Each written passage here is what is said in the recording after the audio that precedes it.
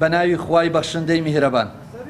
جەماوەری کوردستان ڕێکخراوەکانی کۆمەڵگەی مەدەنی ئازادی خوازان و ڕۆژنامەنووسان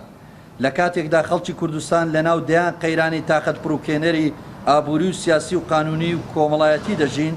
هیچ ئاسۆیەک بۆ چارەسەرێکی ڕیشەی و جدی بەدی ناکرێت تا دێ قەیرانەکانی زیاتر بەرۆکی خەڵک دەگرن کەچی لە دۆخێکی لەم شێوەیەدا پەرلەمانی کوردستان کە دەبوو نوێنەرایەتی چین و توێژە جۆراوجۆرەکان بکات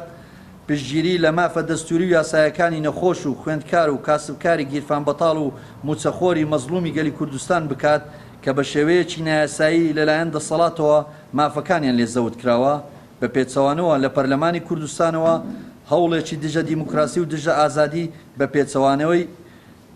تەواوی پێوەرنەگەردونیەکان و حکومڕانیەکی دیموکراس دژ بە جارنامەی مافەکانی مرۆڤ و ئازادیە تایبەتی و گشتیەکان دەیەوێت لە ڕێگای دەرکردنی یاسایەک لە ژێر ناوی پرۆژە یاسای ڕێخستنی میدیای ئەلکترۆنی تۆڕە کۆمەڵایەتیەکان و تەواوی کۆمەلگا بخاتە ژێر چاودێری بەمانایەکی دیکە کۆمەلگای کوردی بکاتە زیندانێکی گەورە ئێمە پێمان وایە ئەمە بابەتێکی هەستیارە دۆخی هەرێمی کوردستان بەرەو ئاڵۆزی و شێوان ئەبات تاکیدیش ئەکەینەوە کە ئەقلیەتێکی دیکتاتۆریانە لە پشتەوە دەنەی ئەم جۆرە کارانە ئەدات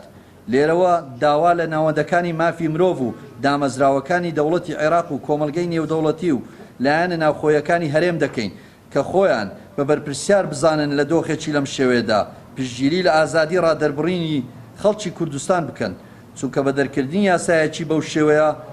ژیانی تایبەتی و ئازادیە تایبەتی و گشتیەکان لە هەرێمی کوردستانی عێراق دەکەونە بەر هەڕەشەی جدی